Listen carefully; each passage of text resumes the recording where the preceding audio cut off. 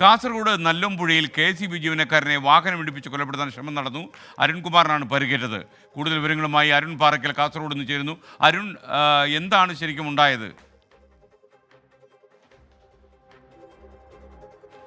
ഇന്ന് വൈകുന്നേരത്തോടെ കൂടിയാണ് ഈ സംഭവം ഉണ്ടാവുന്നത്. ഈ നല്ലോമ്പുഴ മാരിപ്പുറത്ത് ജോസഫിന്റെ വീട്ടിലെ കേടായ മീറ്റർ മാറ്റി സ്ഥാപിക്കുന്നതിനായി നല്ലോമ്പുഴ KCB സെക്ഷനിലെ 2 ഉദ്യോഗസ്ഥർ അവിടേക്ക് എത്തിയിരുന്നു. അരുൺകുമാർ നേതൃത്വത്തിലാണ് ഉദ്യോഗസ്ഥർ എത്തിയത്. എന്നിട്ട് ഈ മീറ്റർ മാറ്റി സ്ഥാപിക്കണമെന്ന് ആവശ്യപ്പെട്ടു. എന്നാൽ ഈ വീട്ടുടമസ്ഥൻ ജോസഫും അതുപോലെ തന്നെ KCB ഉദ്യോഗസ്ഥരും തമ്മിലുള്ള വാക്കുതർക്കം അവിടെ രൂപപ്പെട്ടു. ഈ മീറ്റർ മാറ്റാൻ കഴിയില്ലെന്ന തരത്തിൽ ജോസഫ് ഉറച്ചു നിന്നു. അത് മാറ്റാൻ ഉദ്യോഗസ്ഥരെ സമ്മതിക്കില്ല എന്ന് അദ്ദേഹം തറപ്പിച്ചു പറയുന്ന സ്ഥിതി ഉണ്ടായി. എന്നാൽ ഇതൊന്നും വകവെക്കാതെ അരുൺകുമാർ നേതൃത്വത്തിലുള്ള KCB ഉദ്യോഗസ്ഥർ ഈ മീറ്റർ മാറ്റി അവർ ബൈക്കിൽ തിരിച്ചു പോകുമ്പോഴാണ് പുറകിൽ ജീപ്പിലെത്തി ജോസഫ് ഈ ബൈക്ക് ഇടിച്ചു വീഴ്ത്തിയത്.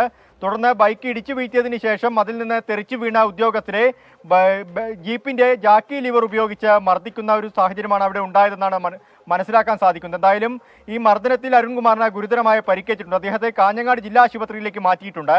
ഈ KCB ഉദ്യോഗസ്ഥർ സംഭവവുമായി ബന്ധപ്പെട്ട ചിറ്റാരിക്കൽ പോലീസിൽ പരാതി നൽകിയിട്ടുണ്ട്. SKN. ഓക്കെ, അരുൺ പാറയ്ക്കലാണ് വിവരങ്ങൾ നൽകിയത് കാസർഗോഡ് നിന്ന്. എന്തായാലും കഷ്ടമായിപ്പോയി. VSC ജീവനക്കാരെയൊക്കെ മർദ്ദിക്കാൻ ആളുകൾ തയ്യാറായി കഴിഞ്ഞാൽ അത്യാവശ്യം വിളിച്ചാൽ ഇവരൊക്കെ ചെല്ലുമോ വീട്ടിലേക്ക്?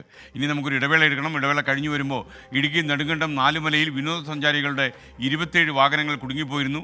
അനധികൃതമായി ഇന്നലെ ട്രക്കിംഗ് നടത്തിയ വാഹനങ്ങളാണ് കുടുങ്ങിയത്. ഏറെ നേരത്തെ ശ്രമത്തിനൊടുവിൽ ഇന്ന് ഉച്ചയോടെ വാഹനങ്ങളെല്ലാം രക്ഷപ്പെടുത്തി താഴെ എത്തിച്ചു എന്നാണ് മനസ്സിലാക്കാൻ കഴിയുന്നത്.